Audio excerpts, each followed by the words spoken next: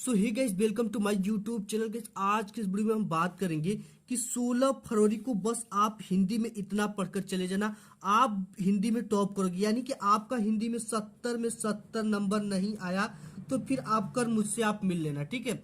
क्योंकि आपको 70 में 70 की गारंटी केवल मैं जो आज की इस वीडियो में बताने जा रहा हूँ, सिर्फ आप उसको तैयार कर लेना, ठीक है। 70 नंबर आप तबाही मचा कर आओगे हिंदी में। केवल आप इतना तैयार कर लो, हिंदी का पूरा टॉपिक, ठीक है, वो भी आपको उत्तर के साथ मिलेगा। और इसके साथ ही साथ मैंने 2 पेपर भी सॉल्व कराऊंगा इस वीडियो में आपको, ठीक है। एक ये पेपर है और एक ये पेपर है। इन दोनों पेपर को आपको पूरा का पूरा सॉल्व भी कराऊंगा और इन टॉपिक को आप तैयार करके चलेंगे तो आप पूरा का पूरा 70 नंबर जरूर लेकर आओगे, ठीक है। इससे बाहर एक भी क्वेश्चन नहीं आने वाले हैं, ठीक है। और ये जो क्वेश्चन है 16 फरवरी को 101% आपकी बोर्ड एग्जाम में बिल्कुल वो बिल्कुल पक्का आएगा, ठीक है। और इस वीडियो में जो सबसे अधिक निगाहें होगी वो किस पे होगी, इस वीडियो में आप देखोगे 25 सबसे महत्वपूर्ण बहुविकल्पी प्रश्न जो कि 16 फरवरी को आपके पेपर में छपे रहेंगे। इसके बाद आप देखोगे 5 सबसे महत्वपूर्ण गद्यांश, वो भी उत्तर के साथ है, ठीक है, बिल्कुल उत्तर के साथ सब कुछ संदर्भ उंदर्भ लिख कर। और 5 सबसे महत्वपूर्ण पद्यांश, वो भी उत्तर के साथ, ठीक है। और 5 सबसे महत्वपूर्ण निबंध जो कि आप उत्तर के साथ देखोगे और इन निबंध को तैयार कर लेते हो तो आपका बोर्ड एग्जाम में 9 नंबर यहाँ पे बिल्कुल पक्का हो जाता है। और 2 जीवन परिचय, ठीक है, वो भी किसका, लेखक का। ये 2 जीवन परिचय को याद कर लेते हो तो 5 मार्क्स आपका बोर्ड एग्जाम में बिल्कुल पक्का हो गया। इसके साथ ही साथ आपको 3 कवि का परिचय मिलेगा देखने को, ठीक है। इसे भी तैयार कर लेते हो तो यहाँ से भी आपका 5 नंबर बिल्कुल पक्का हो जाता है। इसके बाद संस्कृत के महत्वपूर्ण गद्यांश, ठीक है, वो भी 3 गद्यांश। कितने गद्यांश, 3 गद्यांश। और संस्कृत के 3 महत्वपूर्ण पद्यांश जिसे आप तैयार कर लेते हो तो आपका बोर्ड एग्जाम में नंबर बिल्कुल पक्का। और इसके साथ ही साथ इस वीडियो में हम देखेंगे संस्कृत के महत्वपूर्ण प्रश्न और उनके उत्तर, ठीक है। तो सबसे पहले हम क्या देखेंगे, 25 महत्वपूर्ण बहुविकल्पी प्रश्न 16 फरवरी को जो छप चुके हैं, ठीक है। तो आइए उसको सबसे पहले देख ले। ये है 25 बहुविकल्पी प्रश्न, ठीक है, क्लास 10th के लिए हिंदी के सबसे महत्वपूर्ण है। बस हिंदी में आप इतना पढ़कर जाना, 16 फरवरी को आप टॉप करके आओगे, ठीक है। तो सबसे पहला जो बहुविकल्पी प्रश्न है वो दे रखा है कि चिंतामणि निबंध संग्रह है, ठीक है, किसका है, महावीर प्रसाद द्विवेदी, रामचंद्र शुक्ल, यशपाल, जैनेन्द्र कुमार, ठीक है। तो जो चिंतामणि है वो आपका आचार्य रामचंद्र शुक्ल का एक निबंध संग्रह है, ठीक है। नेक्स्ट क्वेश्चन देख लेते हैं। नेक्स्ट है कि कलम का सिपाही की रचना किसने की है, दे रखा है वृंदावन लाल वर्मा, अमृत राय, प्रेमचंद्र, इनमें से कोई नहीं, ठीक है। तो ये सबसे प्रसिद्ध रचना है, ये आपका की है अमृत राय जी ने, ठीक है। ये आपका दूसरा करेक्ट हो जाएगा। इसके बाद तीसरा क्वेश्चन है कि मुंशी प्रेमचंद द्वारा संपादित पत्रिकाएं हैं मर्यादा और हंस, छाया और प्रभा, सुधा और हंस, सरस्वती, ठीक है। तो मुंशी प्रेमचंद जी द्वारा जो संपादित पत्रिका है वो मर्यादा और हंस है। नेक्स्ट क्वेश्चन है परीक्षा गुरु के लेखक हैं, ठीक है, इंशाअल्लाह खां, लाला श्रीनिवास दास, प्रेमचंद, सदा सुखलाल। तो परीक्षा गुरु के जो लेखक है वो है आपके लाला श्रीनिवास दास जी। नेक्स्ट क्वेश्चन देख ले। नेक्स्ट क्वेश्चन है कि हिंदी का प्रथम नाटक माना जाता है हरिश्चंद्र, नहुस, चंद्रगुप्त, इनमें से कोई नहीं, ठीक है। तो हिंदी का जो प्रथम नाटक माना जाता है वो नहुस को माना जाता है। नेक्स्ट क्वेश्चन है कि एकांकी सम्राट कहा जाता है किसको, सेठ गोविंद दास को, राम कुमार वर्मा को, हरिकृष्ण प्रेमी को, मोहन राकेश को, ठीक है। तो ये किसको कहा जाता है, राम कुमार वर्मा को एकांकी सम्राट कहा जाता है। नेक्स्ट क्वेश्चन है कि अर्धनारीश्वर के रचयिता कौन है, सुमित्रा नंदन पंत, रामधारी सिंह दिनकर, तुलसीदास, मैथिली शरण गुप्त, ठीक है। तो अर्धनारीश्वर की जो रचनाकार है वो आपके है रामधारी सिंह दिनकर। नेक्स्ट है क्वेश्चन 8वां नंबर की आधुनिक काल की कविता की विशेषता नहीं है, सहज भाव के प्रति सजगता, स्वदेश प्रेम की भावना, नारी के प्रति परिवर्तित दृष्टिकोण, ठीक है, युद्धों का सजीव वर्णन, ठीक, ये सब जो चीजें हैं, ठीक है, ये क्या है, आधुनिक काल की विशेषता। लेकिन ये जो चौथा है ये आधुनिक काल की विशेषता नहीं है। तो इसमें पूछ रखा कि नहीं है तो आपको इस चीज का ध्यान देना होता है, क्योंकि आपने ये तुरंत पढ़ा है कहीं कि ये आधुनिक काल की विशेषता होती है, आपने जोश में आया और इसमें से कोई भी पहला दूसरा तीसरे को मारकर चले। इसको देखना है कि नहीं है दिया कि विशेषता है, तो इसमें नहीं दिया तो युद्धों का सजीव वर्णन जो है ये आधुनिक काल की विशेषता नहीं है। नेक्स्ट क्वेश्चन है ममता कहानी के रचनाकार हैं प्रेमचंद, जयशंकर प्रसाद, अमरकांत, कमलेश्वर। ठीक, तो ममता आप जानते हो कि जयशंकर प्रसाद जी ने ही लिखा है। नेक्स्ट क्वेश्चन आपका है कि खादी का अर्थशास्त्र के रचनाकार हैं। ठीक है, तो दे रखा है कि डॉक्टर राजेंद्र प्रसाद, हजारी प्रसाद द्विवेदी, जयशंकर प्रसाद, पद्मलाल पुन्नालाल बख्शी। ठीक है, तो खादी का जो अर्थशास्त्र लिखे हैं वो आपके डॉक्टर राजेंद्र प्रसाद जी लिखे हैं। ठीक है, नेक्स्ट क्वेश्चन है कि अष्टछाप का सर्वश्रेष्ठ कवि कौन है। ठीक है, अष्टछाप का जो सर्वश्रेष्ठ कवि है वो कौन है। तो अष्टछाप के सूरदास दे रखा है, नंददास दे रखा है, परम नंददास दे रखा है, कृष्णदास दे रखा है। ठीक है, तो अष्टछाप के जो सर्वश्रेष्ठ कवि है वो आपके सूरदास जी हैं। नेक्स्ट क्वेश्चन, नेक्स्ट आपका क्वेश्चन है कि बिहारी सतसई में कितने दोहों का संग्रह है। तो बिहारी सतसई में दे रखा है कि 700 दोहों का संग्रह है, कि 719 का है, कि 725 का है, कि 775 का है। तो देखो जो बिहारी सतसई है इनमें दोहों की संख्या जो है 719 है। ठीक है, इसके बाद नेक्स्ट क्वेश्चन 13 नंबर है कि साकेत महाकाव्य के रचयिता कौन है। दे रखा है मैथिली शरण गुप्त, रामधारी सिंह दिनकर, बालकृष्ण शर्मा नवीन, सुभद्रा कुमारी चौहान। ठीक है, तो साकेत जो महाकाव्य वो मैथिली शरण गुप्त जी का है। और नेक्स्ट क्वेश्चन है कि निम्न में से कौन छायावाद कवि है। कवि ध्यान देना कि कवि पूछ रहा है। देखा मैथिली शरण गुप्त, अयोध्या सिंह उपाध्याय हरिऔध, महादेवी वर्मा अज्ञे। तो देखो जो छायावाद की इसमें प्रमुख कवि है वो है महादेवी वर्मा।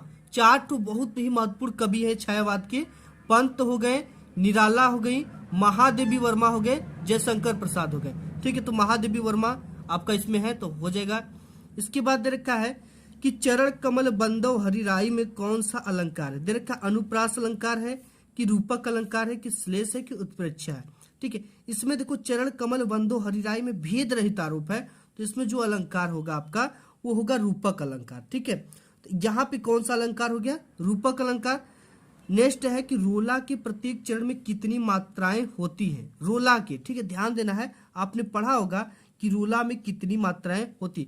दरका 16 होती है, कि 20, की 24, की 28। ठीक है, तो रोला जो छंद होता है उसमें प्रत्येक चरण में 24 मात्राएं होती है, ऐसा हमने पढ़ा है। नेक्स्ट देख लो, क्वेश्चन आपका है कि सोरठा के प्रथम एवं तृतीय चरण में कितनी मात्राएं होती है। दरका 11-11, की 13-13, की 16-16, की 24-24। ठीक है, तो यहाँ पे जो 17वां है इसका पहला ये वाला करेक्ट हो जाएगा, क्योंकि सोरठा के प्रथम एवं तृतीय चरण में 11-11 मात्राएं होती है। ठीक है, और द्वितीय और चतुर्थ में कितनी कितनी मात्राएं होती है ये आपको कमेंट बॉक्स में कमेंट कर बताना है, मुझे भी लगे कि आप लोग तैयारी कर रहे हो। ठीक है, इसके बाद नेक्स्ट क्वेश्चन है 18 नंबर कि सप्तर्षि में कौन सा समास है। देखा द्विगु समास, बहुव्रीहि समास, कर्मधारय समास, द्वंद्व समास। ठीक है, तो देखो ये सप्तर्षि जो है ना ये इसका मतलब हो गया 7 ऋषियों का समूह, तो ये कौन सा समास हो जाएगा आपका, द्विगु समास। ठीक है, इसके बाद नेक्स्ट है कि पत्थर का तत्सम क्या होगा। तत्सम मतलब इसका शुद्ध रूप क्या होगा।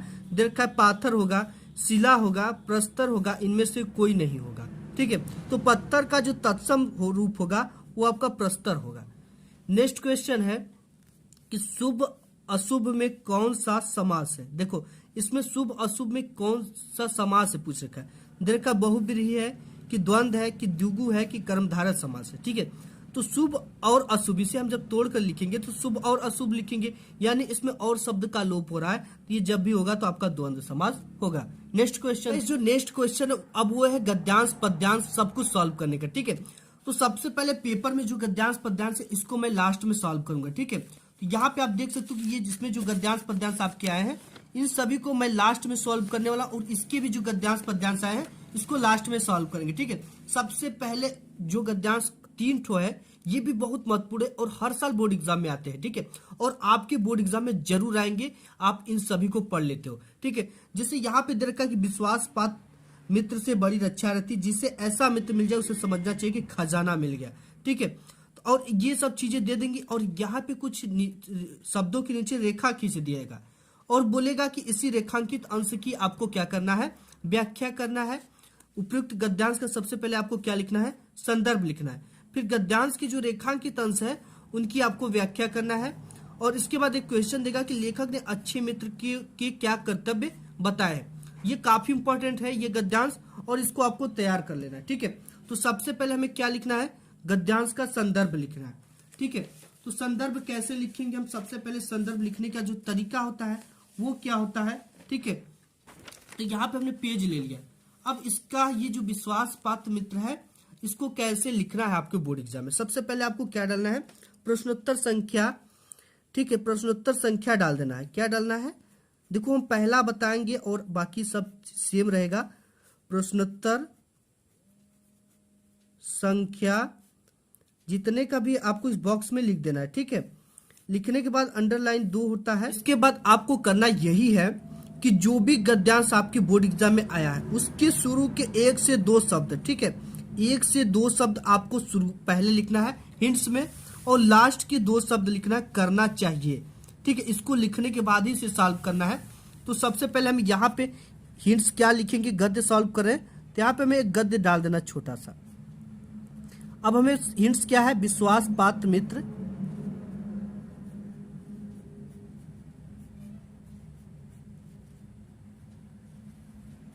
मित्र, ठीक है, ऐसा डालना है। इसके बाद क्या लगाना है आपको? डैश डैश डैश लगा देना, ठीक है, इस तरह से डैश डैश डैश। इसके बाद लास्ट के 2 शब्द क्या थे? करना चाहिए। तो आपको यहां पे लिख देना है करना चाहिए,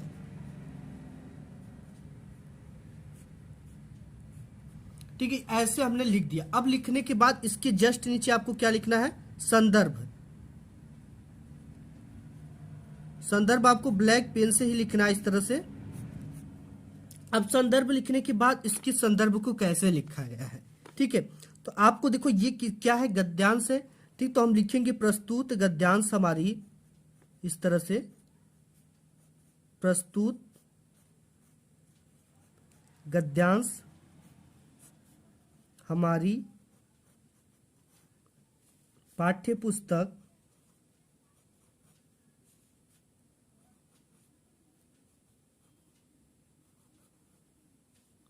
ये हो गया प्रस्तुत गद्यांश हमारी पाठ्य पुस्तक।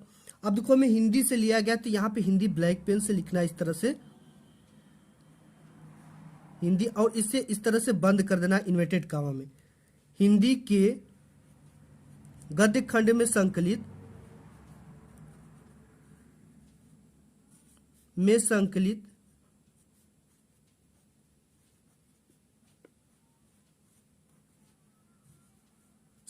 अभी देखो ये किस पार्ट से लिया गया, संदर्भ में यही लिखा जाता है कि ये किस पार्ट से लिया गया और इसकी लेखक कौन है।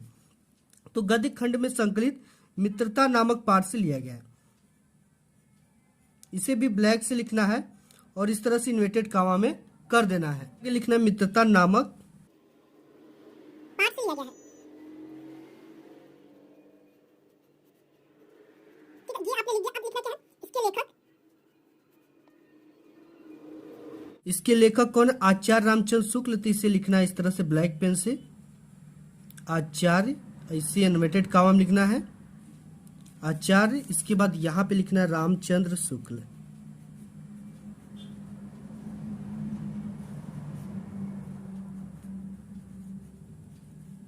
ये हमने लिख दिया आचार्य रामचंद्र शुक्ल है, ठीक है। तो इस तरह से आपको क्या लिखा गया? आपका संदर्भ लिखा गया। इसी तरह से आपको बोर्ड एग्जाम में लिख कर आना है 16 फरवरी को। इसके बाद क्या पूछता है इसमें कि रेखांकित अंश की व्याख्या कीजिए। ये जिसके नीचे रेखा खींचा गया, तो इस रेखा वाले को आप देख लेना है, इसी को अपने शब्दों में लिखना होता है, ठीक है। जैसे रेखांकित अंश की व्याख्या, यहाँ पे हमने क्या डाल दिया? हेडिंग डाल दिया। तो यहाँ पे बोल रहा है कि सच्ची मित्रता उत्तम जीवन निर्वाह में बहुत सहायक सिद्ध होती है। सच्चे मित्र की तुलना उत्तम वैद्य से किया गया है। वैद्य अपने कार्य में कुशल और जानकार होता है, उसी तरह सच्चा मित्र अपने मित्र की अच्छाई और बुराई को परख लेता है, उसे दूर करता है। इतना ही नहीं, अच्छा मित्र माँ जैसा धैर्यवान होता है, व्यवहार में कोमलता होती है। प्रत्येक व्यक्ति को ऐसा ही मित्र करने का प्रयास करना चाहिए, ठीक है। इसकी यही व्याख्या हो गई। देखो यहाँ पे सच्ची मित्रता उत्तम से उत्तम वैद्य से निपुणता और परख होती है, तो अच्छी से माता का साथ धैर्य और कोमलता होती है। ऐसे ही मित्रता करने का प्रयत्न करने प्रत्येक पुरुष को करना चाहिए, ठीक। इस तरह से आपको करना है। इसके बाद आपको एक क्वेश्चन पूछ देगा कि लेखक ने अच्छे मित्र के क्या कर्तव्य बताए हैं। तो देखो लेखक ने इसमें जो बताया है वो आपका क्या बताया है? एक अच्छा मित्र उत्तम पूर्वक जीवन निर्वाह करने में हमारी मदद करता है, और जब हम हतोत्साहित होते तो हमें उत्साहित करता है। ये इसका क्वेश्चन के आंसर हो गया। नेक्स्ट देख, इसके बाद गाइस नेक्स्ट है और काफी इंपॉर्टेंट है, ठीक है, ये आपके बोर्ड एग्जाम में 101% आ रहा है। तो क्या है, हे भगवान तब के लिए विपद के लिए इतना आयोजन, परम पिता की इच्छा के विरुद्ध इतना साहस, पिताजी क्या भीख न मिलेगी, क्या कोई हिंदू भूपृष्ठ पर न बचा रह जाएगा जो ब्राह्मण को 2 मुट्ठी अन्न दे सके। ठीक है, ये रहेगा। और इसकी देखो ऊपर भी रेखांकित अंश है, नीचे भी रेखांकित अंश है। तो आपको सबसे पहले यहाँ से यहाँ तक व्याख्या करना है, इसके बाद यहाँ से लेकर यहाँ तक व्याख्या करना है। कैसे करना है और कैसे सब कुछ लिखना है, सबसे पहले मैं आपको बता देता हूँ। इसके नीचे 3 क्वेश्चन है। उपयुक्त गद्यांश का संदर्भ लिखिए, रेखांकित अंश की व्याख्या कीजिए, ठीक है, जो रेखा खींचा गया है, और यहाँ पे दे रखा उपयुक्त गद्यांश में किस कार्य को इच्छा के विरुद्ध बताया गया है। ठीक है, तो सबसे पहले वही प्रोसेस करना है। क्या करना है, सबसे पहले आपको हिंट्स लिखना है, प्रश्नोत्तर संख्या डालना है। प्रश्नोत्तर संख्या डालने के बाद क्या डालना है, हिंट्स। हिंट्स में सबसे पहले यहाँ पे आपको क्या डाल देना है, गद्य। ठीक है, गद्य डालने के बाद आपको क्या करना है, हे भगवान लिख लेना। सबसे पहले हमने बताया कि शुरू के 2 शब्द, ठीक है, हे भगवान। इसके बाद यहाँ पे क्या करना है, डैश डैश डैश डैश, इस तरह से लास्ट क्या इसका बना रही है। ठीक है, तो इसको डाल देना है।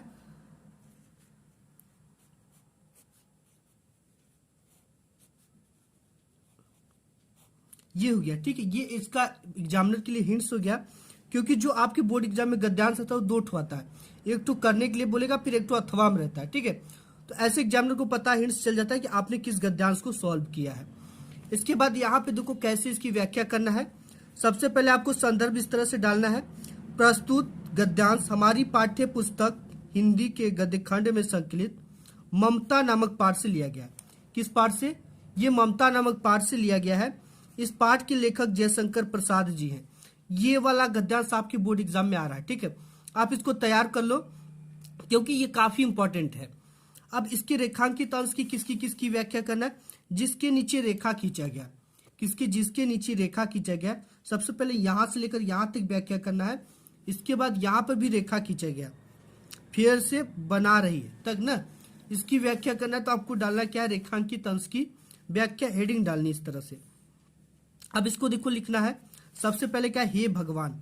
ठीक है, यहाँ पे डालना हे भगवान मेरे इस पिता को धिक्कार है। ये ममता कहती है अपने पिता को, जिसने मुसीबत के समय के लिए अपना ईमान धर्म बेचकर घूस के रूप में यह विपुल स्वर्ण राशि प्राप्त की है। मेरे यह पिता कितने मूर्ख हैं जो यह नहीं जानते हैं कि हम अपनी इच्छा से कुछ नहीं कर सकते। क्या आपको इस संसार पर यह भरोसा नहीं रहा कि कल को भिखारी को भीख न मिलेगी। ममता अपने पिता से, अब देखो यहाँ तक तो ये पहली लाइन का हो गया। ठीक है, पहली रेखांकित का। अब यहाँ पे फेर दीजिए, पिताजी मैं कांप रही हूँ, इसकी चमक आंखों को अंधा बना रही है। अब इसको यहाँ से लिखेंगे, ममता अपने पिता से कहती है कि पिताजी इसे वापस फेर दीजिए, मतलब वापस कर दीजिए, सोने की चमक मेरी आंखों को अंधा बना रही है। ठीक है, तो ये रहा। इसके बाद कहती है ये कहती है उपयुक्त गद्यांश में किस कार्य को इच्छा के विरुद्ध बताया गया है। ठीक है, तो इसका आंसर जो होगा वो आपका ये होगा, वो कहती है कि यदि विपत्ति आती है तो दुख भी भोगना पड़ेगा। मतलब कि ईश्वर के विरुद्ध हम कोई भी कार्य नहीं कर सकते, यानी कि दुख आ गया तो मैं स्वर्ण को प्राप्त करके सुख चाहूं भोग लूं, तो ऐसा नहीं हो सकता है। ठीक है, यदि विपत्ति आती है तो दुख भोगना ही पड़ेगा। यही क्या है, ये उपयुक्त गद्यांश में किस कार्य को इच्छा के विरुद्ध बताया गया, यानी इच्छा मतलब ईश्वर की इच्छा के विरुद्ध बताया गया। तो ऐसे ही लिखना, ये आपके बोर्ड एग्जाम में आ रहा है। ठीक है, इसे आप अच्छे से तैयार कर लेना। नेक्स्ट देख ले, नेक्स्ट है आपका गाइस, ये दे रखा गद्यांश, ये भी काफी इंपॉर्टेंट गद्यांश है। ठीक है, ये भी आपके बोर्ड एग्जाम में अथवा में जरूर देगा, 101% आएगा। क्या है, आज विज्ञान मनुष्य के हाथों में अद्भुत और अतुल शक्ति दे रखा है। उसका उपयोग एक व्यक्ति समूह और उत्कर्ष और दूसरे व्यक्ति और समूह के गिराने में होता है ही रहेगा। इसलिए हमें उस भावना को जागृत करना है और उसे जागृत रखने के लिए कुछ ऐसे साधनों को हाथ में रखना होगा जो उस अहिंसात्मक त्याग भावना को प्रोत्साहित करे और भोग भावना को दबाए रखे। इतना का आपको व्याख्या करना है। इसके अलावा भी इसमें कुछ दे रखा है। ठीक है, नैतिक अंकुश के बिना शक्ति मानव के लिए हितकर नहीं होता है। अब इसका क्या लिखना, हमें संदर्भ लिखना है, रेखांकित अंश की व्याख्या करना है और एक क्वेश्चन कि आज विज्ञान मनुष्य को क्या दे रहा है। तो सबसे पहले हमें क्या लिखना, वही हिंट्स लिखनी है जैसा आपने आपको बताया। यहाँ पे क्या डालना है, सबसे पहले गद्य डालना है। गद्य में आज विज्ञान, ठीक है, आज इसका पहला है शब्द और दबाए रखे दूसरा है। तो यहाँ पे क्या लिखना है, सबसे पहले आज विज्ञान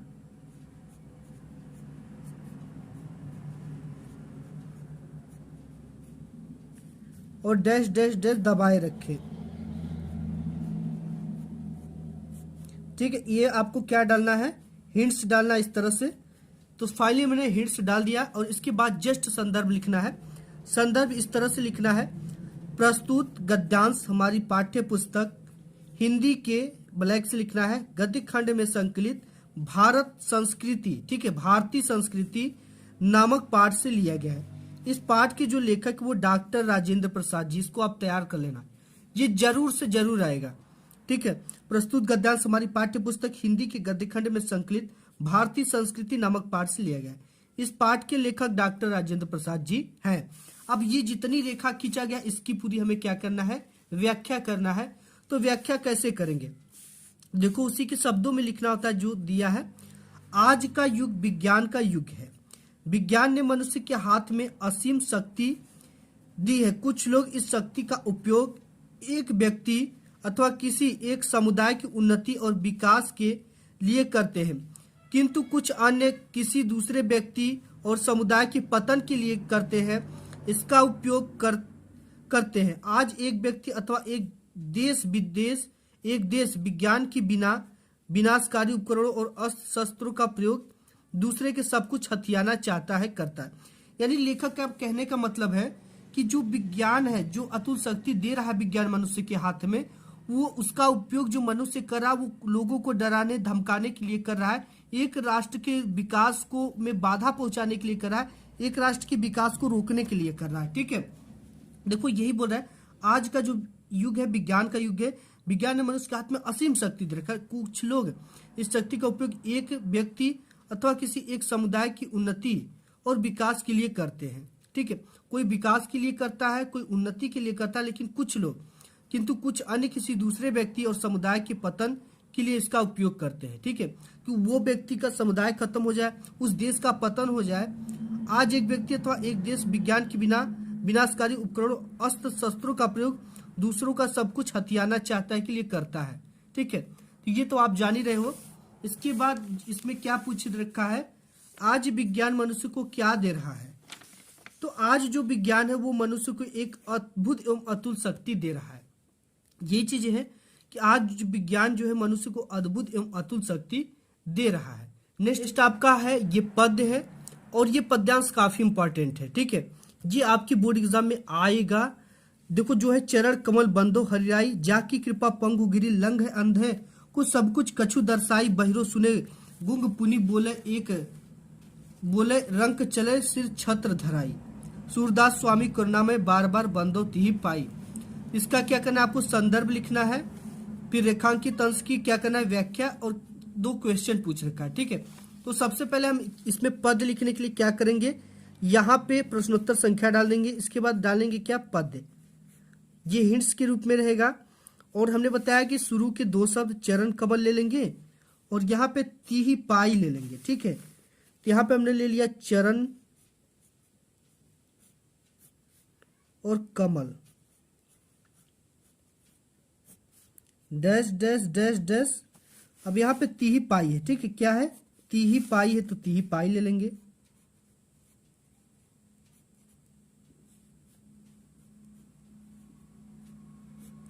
ये हो गया, ठीक है।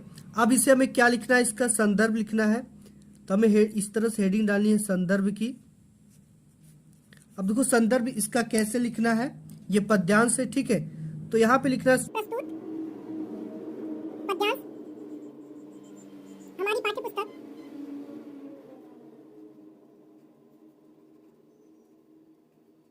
पाठ्य पुस्तक। अब देखो हिंदी लिखना है ब्लैक से आपको, हिंदी। इसके बाद लिखना है काव्य खंड में संकलित, हिंदी के काव्य खंड में संकलित, ठीक है। उसमें हम गद्य खंड लिखते थे, इसमें क्या लिखेंगे, ये पद है, इसमें लिखेंगे काव्य खंड में संकलित।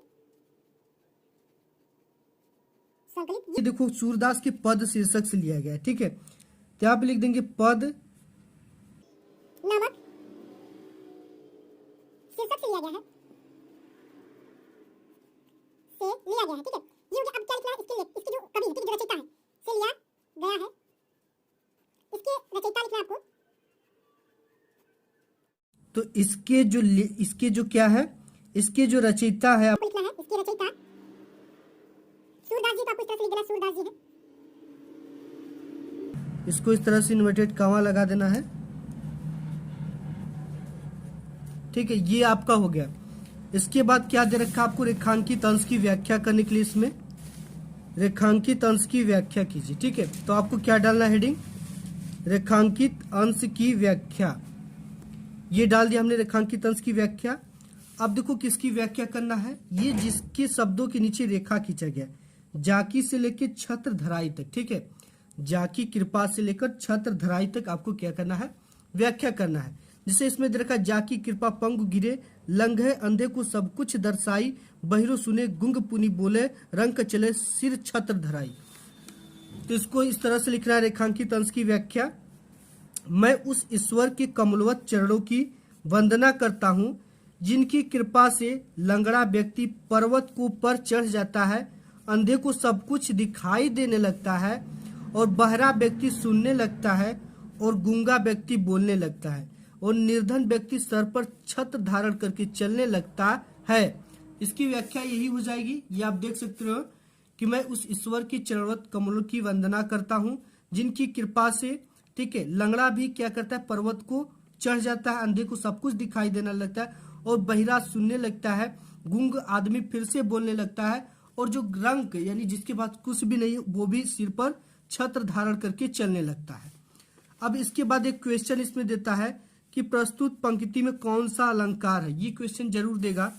देखो इसमें जो अलंकार होगा ना आपका रूप और अनुप्रास अलंकार, ठीक है। रूपक होगा, ये रूपक और अनुप्रास अलंकार है। और यहाँ पे दे रखा है, ये किसकी कृपा से लंगड़ा व्यक्ति पर्वत पर चढ़ जाता है, ये ईश्वर की कृपा से, ठीक है। ईश्वर जो कृपा करेगा तभी तो लंगड़ा व्यक्ति पर्वत पे चढ़ जाएगा। तो ईश्वर की कृपा जब होती है तब। नेक्स्ट देख ले, नेक्स्ट आपका है कि अभिगत गति कछु कहत न आवे, जो गूंगे मीठे फल को रस अंतर्गत ही भावे, ठीक है। परम स्वाद सबकी सुर निरंतर अमी, तो तोष उपजावे, मनि बानी को अगम अगोचर सौ जाने जो पावे, रूप रेख गुण जाति जुगति ताते सुर सगुन पद गावे। ये दे रखा है। इसके नीचे दे रखा है कि उपयुक्त पद्यांश का संदर्भ लिखिए, रेखांकित अंश की व्याख्या कीजिए, प्रस्तुत पंक्ति में कौन सा रस है। इसमें रस पूछा, उसमें अलंकार पूछा था, इसमें रस पूछ दिया। तो सबसे पहले वही प्रोसेस करनी है, हिंट्स देना, अभिगत गति 2 शब्द लेना है, और लास्ट में क्या है, पद गावे। इसको क्या करना है, यहाँ पे ब्लैक पेन से प्रश्नोत्तर संख्या डालने के बाद आपको इस तरह से डालना है, ठीक है। ये हो गया अभिगत, और यहाँ पे गति, और थोड़ा सा आपको हिंट्स यहाँ पे दे देना पद का, ठीक है, क्योंकि ये आप क्या सॉल्व कर रहे हो, पद। अभिगत गति dash dash dash dash, last में क्या था आपका, पद गावे। तो इसको लिख देना है पद गावे, ठीक है। ये चीजें हमने लिख दिया। लिखने के बाद हमें संदर्भ लिखना है। संदर्भ आपका क्या है, प्रस्तुत पद्यांश हमारी पाठ्य पुस्तक हिंदी के काव्य खंड में संकलित पद नामक शीर्षक से या पद नामक पाठ से लिया गया है। इसके जो रचयिता है वो सूरदास जी है। इसके भी रचयिता कौन है, क्योंकि आपको ये इसी में दिख गया आपको, तार सुर सगुन पद गावे, ठीक है। तो इसके रचयिता कौन है, सूरदास जी है। और इसमें किसकी व्याख्या करना, यहाँ से लेकर यहाँ तक, अभिगत गति कछु कहत न आवे, ठीक है। तो यह है कि निराकार ब्रह्म की, जो निराकार ब्रह्म है की सत्ता अज्ञात है, यानी अभिगत गति मतलब अज्ञात है, शब्दों में इसका वर्णन नहीं किया जा सकता है। जिस प्रकार गूंगा व्यक्ति मीठे फल के रस को भीतर ही भीतर प्राप्त करता है, उसे फल का रस तो मिलता है और उसे परम संतोष भी मिलता है, किंतु वाणी में वो व्यक्त नहीं कर सकता क्योंकि वो गूंगा है। और इसके बाद उसी तरह से ईश्वर है, ठीक है, जो ब्रह्म है, ईश्वर है, वो इसी तरह से है। इसके बाद पूछ रखा है प्रस्तुत पंक्ति में कौन सा रस है। रस की बात कर ले तो इसमें देखो भक्ति रस है, भक्ति का भाव ही किया जा रहा है, तो इससे उत्पन्न कौन सी रस होगी, भक्ति रस का प्रयोग हुआ है। तो जो आपका है ये भी काफी वेरी वेरी इंपॉर्टेंट है, ठीक है। आप इसे अभी तैयार कर लो, केवल सुन लो यार, केवल सुन लोगे तो ये चीजें याद हो जाएंगी। अब आपको वहां पे जाकर केवल लिखना है, ठीक है, 16 फरवरी को। तो यहाँ पे है रानी मैं जानी अजानी महा पबि पाहन हु ते कठोर हियो है, राजहु काज अकाज न जानियो, कहियो तीको जिन कान कियो, ऐसी मनोहर मूर्ति ए बिछुरे कैसे प्रीतम लोग जियो, आखिन में सखी राखियो जोग, इन्हें कीमी कै बनवास दियो। इसके बाद इसका दे देता है कि प्रस्तुत गद्यांश का संदर्भ लिखिए, रेखांकित अंश की व्याख्या कीजिए। इसके बाद 2 क्वेश्चन है, ठीक है। किसका हृदय पत्थर की भांति कठोर है, अब प्रस्तुत पंक्ति में कौन सा अलंकार है, ये चीजें, ठीक है। तो देखो ये सबसे पहले ये हिंट्स ही देना है जो मैंने आपको बता दिया है। तो हिंट्स में आपको यहाँ पे क्या डाल देना है, पद। पद डालने के बाद आपको क्या लिखना है, ये हमने पद डाल दिया, रानी मैं, ठीक है। यहाँ पे आपको हिंट्स डालना है रानी मैं। इसके बाद लास्ट क्या है इसका, दियो है, ठीक है। तो ये डाल देना है दियो है।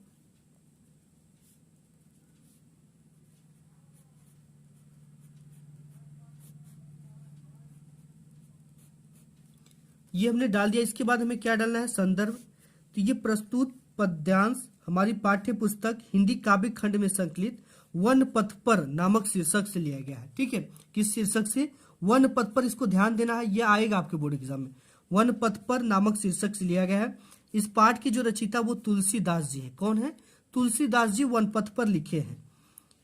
अब देखो इसकी व्याख्या कैसे करना है, जो ये रेखा खींची कि ऐसी मनोहर मूर्ति ये बिछुरे कैसे प्रीतम लोग जियो है, आखिर में सखी राखियो जोग, इन्हें कीमी में कह बनवास दियो है।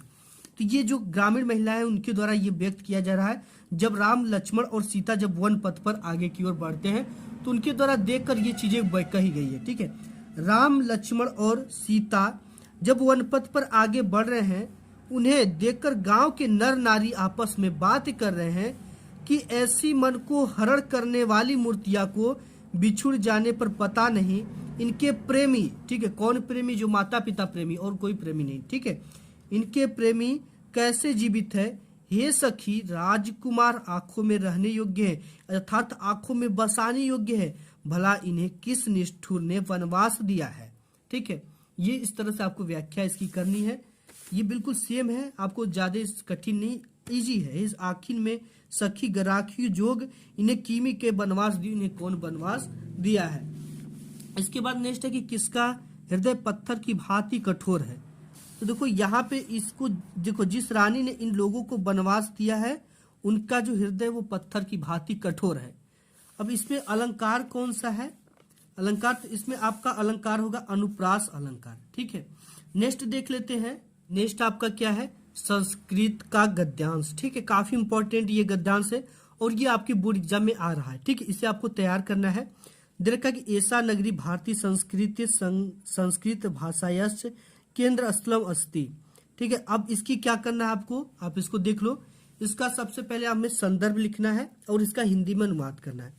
तो संदर्भ हम कैसे लिखेंगे, सबसे पहले हम संदर्भ लिख लेते हैं। इसमें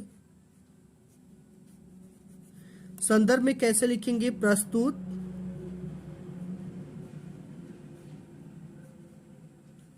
संस्कृत गद्यावतरण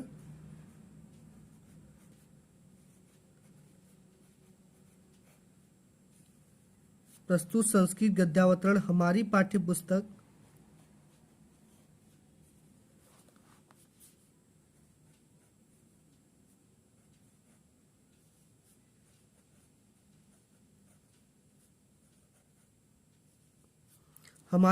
पुस्तक ठीक है, हिंदी से लिया गया है, तो हिंदी इस तरह से लिखना है। हिंदी के संस्कृत खंड में संकलित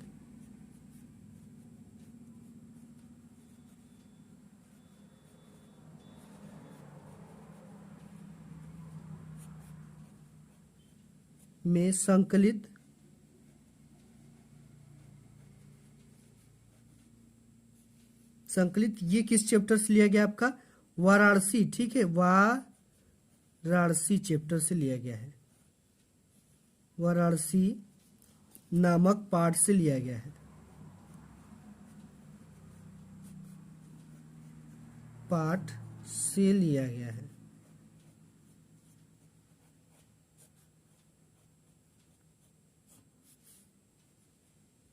ठीक है, ये इसका इसी तरह से आपको क्या लिखना है, इसका संदर्भ लिखना है। ठीक, इसके बाद आपको इसके बाद हिंदी अनुवाद करना है। ठीक, तो आपको यहाँ पे क्या है, हेडिंग डालना है हिंदी अनुवाद। इसी तरह से आपको बोर्ड एग्जाम में सब कुछ करना है। ये हिंदी अनुवाद हो गया। अब इसी से ऐसा नगरी भारतीय संस्कृति या भारतीय संस्कृतों की नगरी है, संस्कृत भाषा या केंद्र स्थल अस्ति, और ये संस्कृत भाषा का केंद्र स्थल है। कहाँ? वाराणसी। यह नगरी भारतीय संस्कृति और संस्कृत भाषा का केंद्र स्थल है। यहीं से संस्कृत साहित्य और संस्कृति का प्रकाश सब जगह फैला था। मुगल युवराज दारा सिकोह ने यहाँ आकर भारतीय दर्शन शास्त्रों का अध्ययन किया। वह उसके ज्ञान से ऐसा प्रभावित हुआ कि उसने उपनिषदों का अनुवाद फारसी भाषा में करा दिया।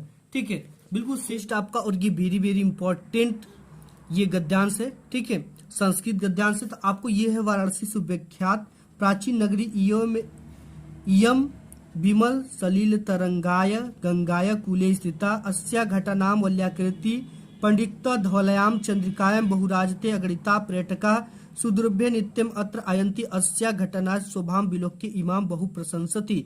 ठीक है, तो इसका क्या लिखना है, हमें सबसे पहले संदर्भ लिखना और हिंदी में अनुवाद लिखना है।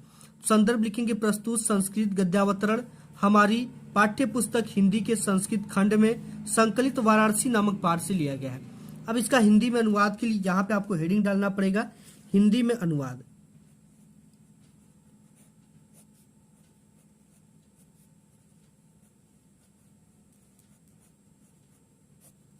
ठीक है, तो अपने हिंदी में अनुवाद डाल दिया। ये क्या है? वाराणसी सुविख्यात प्राचीन नगरी। ठीक है, वाराणसी बहुत ही प्राचीन नगरी है।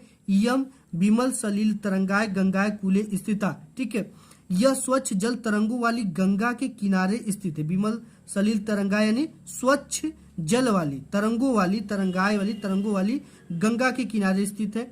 तो यहाँ पे फिर इसके बाद ये है कि अस्या घटानाम वल्याकृति पंकिता धवलाय चंद्रिकाय बहुराजते। ठीक है, यहाँ का जो घाट है वो गोलाकार पंक्ति में धवलाय यानी सफेद, चंद्रिकाय यानी चंद्रिका के जैसे, बहुराजते यानी शोभित होते हैं। अगणिता पर्यटक सुदूरभ्य नित्यम अत्र आयन्ति। यहाँ पे अनगिनत यानी कई सारे पर्यटक सुदूरभ्य यानी बहुत दूर से, नित्यम यानी डेली आते, अत्र मतलब यहाँ, आयन्ति मतलब आते हैं। ठीक है, अस्या घटनात् शोभा विलोक्य इमा बहु प्रशंसति। यहाँ की घाटों की शोभा बढ़ाते और यहाँ की घाटों की काफी ज्यादा ये प्रशंसा करते हैं। ठीक है, वही चीजें हैं। वाराणसी बहुत ही प्रसिद्ध प्राचीन नगरी है। यह स्वच्छ जल तरंगों वाली गंगा के किनारे पर स्थित है। इसके घाटों की गोलाकार पंक्ति सफेद चादरी में बहुत ही शोभित होती है। असंख्य यात्री यहाँ दूर दूर से देशों से यहाँ आते हैं। इनकी घाटों की शोभा को देखकर बहुत ज्यादा प्रशंसा करते हैं। नेक्स्ट आपका ये वाला श्लोक है। ठीक है, वेरी वेरी इंपॉर्टेंट श्लोक है और ये आपके बोर्ड एग्जाम में 101% आएगा। मान हित्वा प्रियो भवति क्रोध हित्वा न सोचती काम हित्वार्थान भवति लोभम हित्वा सुखी भवेत। अब इसका बोल देगा आपको, इस श्लोक का आपको संदर्भ और हिंदी में अनुवाद कर लिखने के लिए। ठीक है, तो देखो यहाँ पे आपको कैसे लिखना है। ये बोल रखा है कि मान हित्वा प्रियो भवति, मान यानी होता है घमंड, हित्वा यानी हित्वा प्रियो भवति त्याग कर, प्रियो भवति मतलब घमंड का त्याग कर कर मनुष्य प्रिय हो जाता है। और क्रोध हित्वा न सोचती, क्रोध का त्याग कर कर ये सोचती मतलब ना शोक नहीं करता है। काम हित्वार्थान भवति और कामना का त्याग कर कर इंसान जो होता है वो बलवान हो जाता है। और यहाँ पे है लोभम हित्वा सुखी भवेत, लोभ का त्याग करके मनुष्य सुखी रहता है। ठीक है, तो इसका हमें क्या लिखना है, सबसे पहले हमें संदर्भ लिखना है।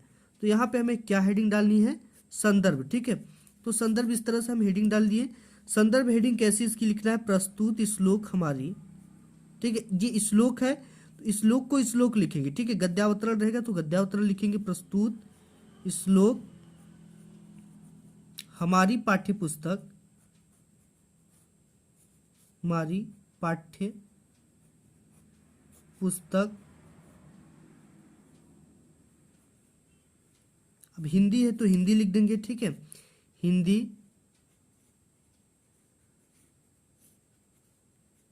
हिंदी के संस्कृत खंड के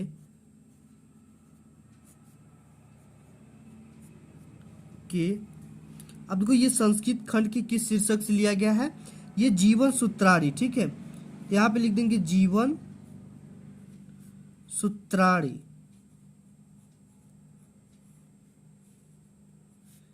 जीवन सूत्राणी नामक शीर्षक से लिया गया है।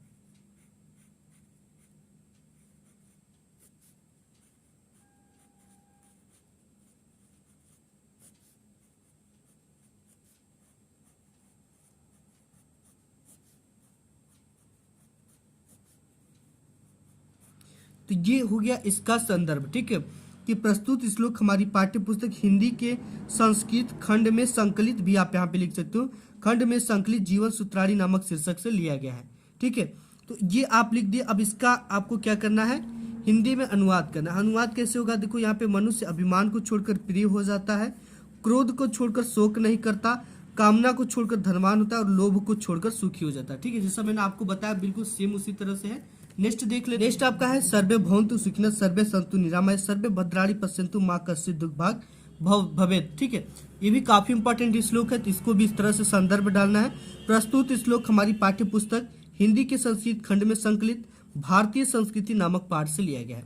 अब देखो इसका मतलब क्या हो गया, सर्वे भवन्तु सुखिनः यानी सभी लोग सुखी रहे, सर्वे सन्तु निरामय सभी लोग निरोग रहे, सर्वे भद्राणि पश्यन्तु कल्याण सभी लोग कल्याण को देखे, और माँ कश्चित् दुर्भाग् भवेत् कोई भी दुख का भागी ना बने। यहाँ पे जैसे मैंने लिखा है सब सुखी हो, सब रोग रहित हो, सब कल्याण को देखे, कोई भी दुखी ना हो, ठीक है। तो इस तरह से आपको इसको लिखना है। नेक्स्ट देख लेते हैं। नेक्स्ट आपका ये संस्कृत का एक गद्य है, ठीक है, ये काफी इंपॉर्टेंट है और बोर्ड एग्जाम में बार बार आया हुआ है। यहाँ पे दे रखा है कि नागरिक बहुकालम यावत अचिंत्यत, नागरिक ने बहुत समय तक सोचा, परम पहलिकाम उत्तरम दातु समर्थम न भवत्, पहलिका का उत्तर देने में समर्थ नहीं हुआ, अतः ग्रामीण अवदत, तब ग्रामीण बोला, अहम अस्या प्रहलिकाय उत्तरम न जानामि, ग्रामीण से क्या बोला, मैं इस पहली का उत्तर नहीं जानता हूँ। इदम श्रुत्वा ग्रामीण अकथयत, यह सुनकर ग्रामीण बोला, यदि भवान उत्तरम न जानाति, अगर आप उत्तर नहीं जानते हो, तर्की ददातु 10 रुपयकाणि, तब मुझे 10 रुपया दो, शर्त के अनुसार तब मुझे आप 10 रुपया दो, क्योंकि शर्त लगा होता है 10 रुपये का। अतः म्लान मुखेन नागरिकेण समयानुसार 10 रुपयकाणि दत्तानि, ठीक है।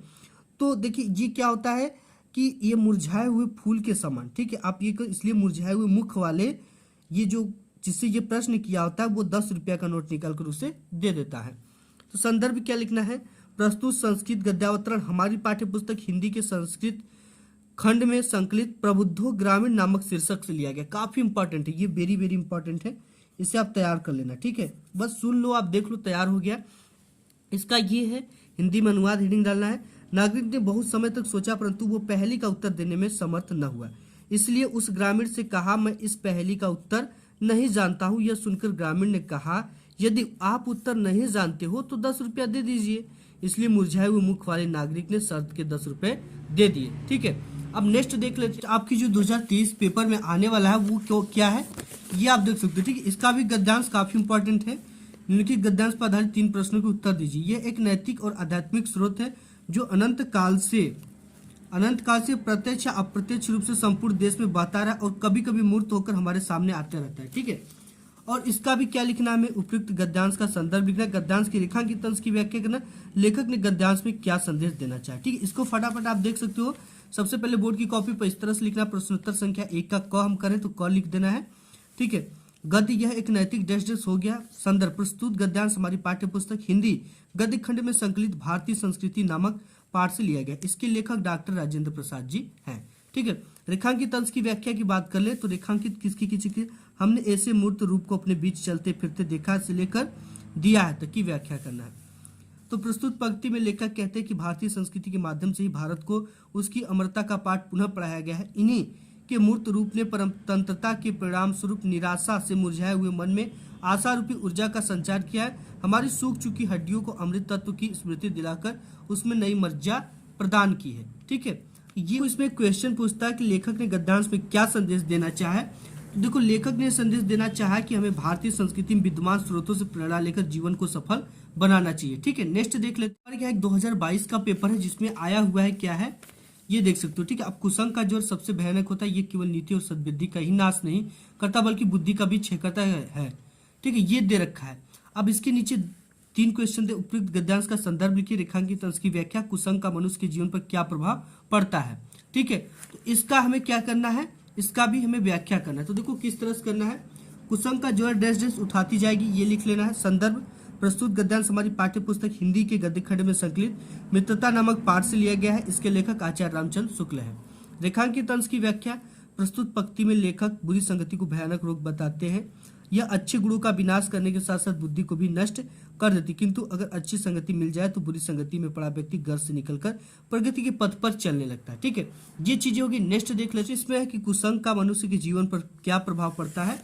तो कुसंग का प्रभाव विनाशकारी होता है और यह अच्छे गुणों का विनाश करने के साथ साथ बुद्धि को भी नष्ट कर देती, यही प्रभाव पड़ता है। नेक्स्ट देख लेते हैं। नेक्स्ट आपका है कि क्वेश्चन है जो कि संस्कृत में क्वेश्चन आंसर आता है, वो आपको इन क्वेश्चन को तैयार कर लेना है। इससे बाहर एक भी क्वेश्चन आपके बोर्ड एग्जाम में नहीं पूछेगा। पहला है कि वाराणसी कस्या नद्या कूले स्थिता। ठीक है, तो वाराणसी गंगा कूले स्थिता इसका आंसर हो जाएगा। ठीक, वाराणसी मतलब किस नदी के किनारे स्थित है, वाराणसी गंगा नदी के किनारे स्थित है। वाराणसी केसाम संगम स्थलम अस्ति, वाराणसी कैसा संगम स्थल है। वाराणसी नगरी विविध धर्माणाम संगम स्थल अस्ति, यानी विभिन्न धर्मों का संगम स्थान है। इसके बाद कुत्र मरणम मंगलम भवति, कहाँ मरने पर मंगल होता है। वाराणस्याम मरणम मंगलम भवति, इसको आपको तैयार कर लेना है। नेक्स्ट कि वीर केन पूज्येत, वीर वीरेण पूज्येत, इसको तैयार करके जाना, ये आ रहा है आपके बोर्ड एग्जाम में छप चुका है।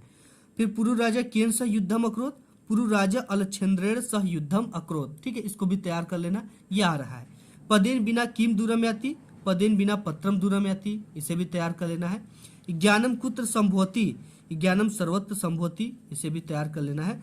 चंद्रशेखर क आसित, चंद्रशेखर एक प्रसिद्ध क्रांतिकारी देशभक्त सचासित। ठीक है, इसे भी तैयार करके जाना है। नेक्स्ट टॉपिक पे बात। तो गाइस यहाँ पे संस्कृत का ये गद्यांश पद्यांश समाप्त होने के बाद आपको 5वां क्वेश्चन आता है जो कि ये आपके जिले वाइज होता है। ठीक है, ये आप कई जिले में अलग अलग चीजें पढ़ाई जाती है, तो आप अपने जिले का नाम कमेंट बॉक्स में कमेंट कर दो, मैं बता दूंगा कि आपके जिले में क्या पढ़ाया जाएगा। इसके बाद यहाँ पे आपका क्वेश्चन नंबर 6 के अंतर्गत आता है जीवन परिचय लिखने के लिए, जो कि 3 नंबर जीवन परिचय लिखने का, 2 नंबर इनकी एक रचनाओं का उल्लेख करने का। ठीक है, तो यहाँ पे सबसे पहले आचार्य रामचंद्र शुक्ल है और जयशंकर प्रसाद है। तो इस वीडियो में हम जयशंकर प्रसाद और आचार्य रामचंद्र शुक्ल को देखेंगे। सबसे पहले हम जयशंकर प्रसाद को देख लेते हैं। ठीक है, आपको इस तरह से बोर्ड एग्जाम में लिखना है। प्रश्नोत्तर संख्या 6 का क लिख रहे तो 6 का क डाल दिया। जयशंकर प्रसाद, ठीक है, जीवन परिचय। जयशंकर प्रसाद का जन्म काशी के एक प्रतिष्ठित वैश्य परिवार में सन 1889 ईस्वी में, कुछ लोग 90 मानते हैं और कुछ लोग 89। ठीक है, इनके पिता का नाम देवी प्रसाद तथा माता का नाम मुन्नी देवी था। अब देखो यहाँ पे आपको ध्यान क्या देना है, इनके जन्म को ब्लैक पेन से लिखना है, इनके माता का नाम, इनके पिता का नाम को ब्लैक पेन से लिखना और इनकी कुछ उपलब्धियां को ब्लैक पेन से लिखना है। ठीक है, बचपन में पिता का मृत्यु हो जाने के कारण जयशंकर प्रसाद की प्रारंभिक शिक्षा घर पर हुई। घर पर ही इन्होंने हिंदी, संस्कृत, उर्दू, फारसी भाषा का गहन अध्ययन किया। इनका बचपन तो सुख में बीता, किंतु बाद में इनको अत्यधिक कठिनाइयों का सामना करना पड़ा। इनका जीवन बड़ा ही संघर्षशील था। अल्पावस्था में क्षय रोग से ग्रस्त होकर सन 1937 ईस्वी में स्वर्ग सिधार गए। ठीक है, उनकी रचनाएं कामायनी, लहर, तितली इत्यादि है और आपको साइड में एक बॉक्स बना लेना है। इसके बाद हम देख लेते हैं यहाँ रामचंद्र शुक्ल का जीवन परिचय। तो आपको इस तरह से लिखना है। ठीक है, वेरी इंपॉर्टेंट है। तो यहाँ पे अब देखो ये जो हमने लिखा है रेड से, आपको ब्लैक से लिखना है। ठीक है, तो पंडित रामचंद्र शुक्ल का जन्म सन यहाँ पे 1884 में बस्ती जिले के अगोना नामक गांव में हुआ था। इनके पिता का नाम चंद्रबली शुक्ल था तथा इनकी प्रारंभिक शिक्षा हमीरपुर हुई थी। 1921 ईस्वी मिर्जापुर की मिशन स्कूल से हाई स्कूल की परीक्षा उत्तीर्ण की। गणित में कमजोर होने के कारण, ठीक है, इंटर की परीक्षा नहीं दे सके। हिंदी शब्द सागर के लिए वैतानिक सहायक के रूप में काशी आ गए। नागरी प्रचारिणी सभा पत्रिका का भी संपादन किया। स्वास्थ्य का दौरा पड़ने के कारण 2 फरवरी 1941 ईस्वी में उनका देहावसान हो गया। इनकी प्रमुख रचनाएं, निबंध की बात कर ले तो चिंतामणि और विचार वृत्ति है। आलोचना की बात कर ले तो रस मीमांसा और त्रिवेणी इनकी प्रमुख रचनाएं हैं। नेक्स्ट देख लेते हैं। आपका है कि ये कवि का जीवन परिचय। ठीक है, तुलसीदास और रामनरेश त्रिपाठी, ये भी 5 नंबर का आता है, और श्याम नारायण पांडे। ठीक है, तो सबसे पहले हम तुलसीदास जी का देख लेते हैं। तो आपको तुलसीदास जी का इस तरह से लिखना है। गोस्वामी तुलसीदास जी का जो जन्म है संवत 1554 ईस्वी को बांदा जिले के राजापुर नामक गांव में हुआ था। इनके पिता का नाम आत्माराम दुबे तथा माता का नाम हुलसी था। इनका बचपन का नाम राम बोला था। ये सरयू पारीण ब्राह्मण थे। इनके माता पिता इन्हें बचपन से ही त्याग दिए थे। तब स्वामी नरहरिदास ने इनका पालन पोषण किया था। इनका विवाह रत्नावली से हुआ था। ये अपनी पत्नी के प्रेम में बहुत अनुरक्त रहते थे, लेकिन पत्नी की डांट के कारण इनके मन में वैराग्य उत्पन्न हो गया। इसके बाद यहाँ पे नेक्स्ट और ये काशी चले गए। इनका जीवन काशी, अयोध्या और चित्रकूट में अधिक बीता। इनकी मृत्यु संवत 1680 ईस्वी काशी के 80 घाट पर हुई।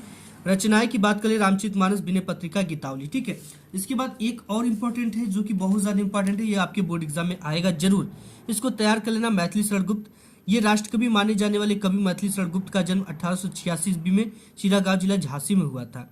इनके पिता का नाम सेठ रामचरण गुप्ता तथा माता का नाम काशीबाई गुप्ता। काव्य रचना की ओर बाल्यावस्था से इनका झुकाव था। आचार्य महावीर प्रसाद द्विवेदी की प्रेरणा से इन्होंने हिंदी काव्य की नवीन धारा को पुष्ट कर उसमें अपना विशेष स्थान बना लिया था। इनकी कविता में देशभक्ति एवं राष्ट्र प्रेम की भावना प्रमुख होने के कारण इन्हें हिंदी संसार ने राष्ट्र कवि कहा जाता है। ठीक है, नेक्स्ट देख लेते हैं। इस बार का सम्मान दिया राष्ट्रपति ने, इन्हें संसद सदस्य भी मनोनीत किया। भारत माता से प्रेम करने वाले भारत माता की इस महान पुत्र का निधन सन 1964 ईस्वी में हो गया।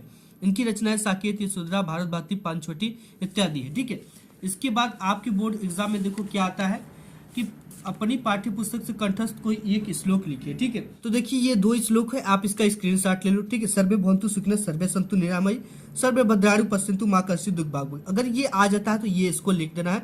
अब्दो दुरागामी स च साक्षरो न च पंडित, अमुक स्फुट वक्ता च यो जनाति स पंडित। इसे आपको तैयार कर लेना है। ठीक है, इसके बाद बारी आती है। ठीक है, ये संस्कृत के उत्तर है, तो ये तो मैंने आपको बता दिया। इसके बाद निम्नलिखित में से किसी एक विषय पर निबंध लिखे।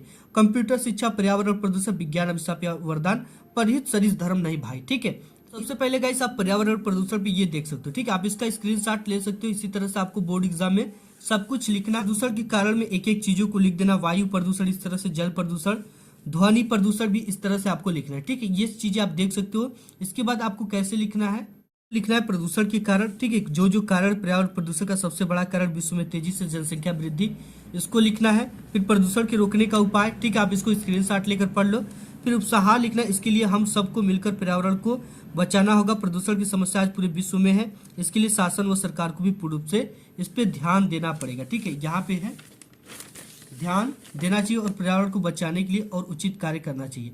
आप अगर इसको करते तो 95% आपको पूरे के पूरे नंबर मिलेंगे। नेक्स्ट विज्ञान का वरदान या अभिशाप। ठीक है, तो सबसे पहले आपको इस तरह से रूपरेखा डालना। प्रस्तावना, विज्ञान वरदान, विज्ञान की देन, विज्ञान वरदान या अभिशाप, उपसंहार।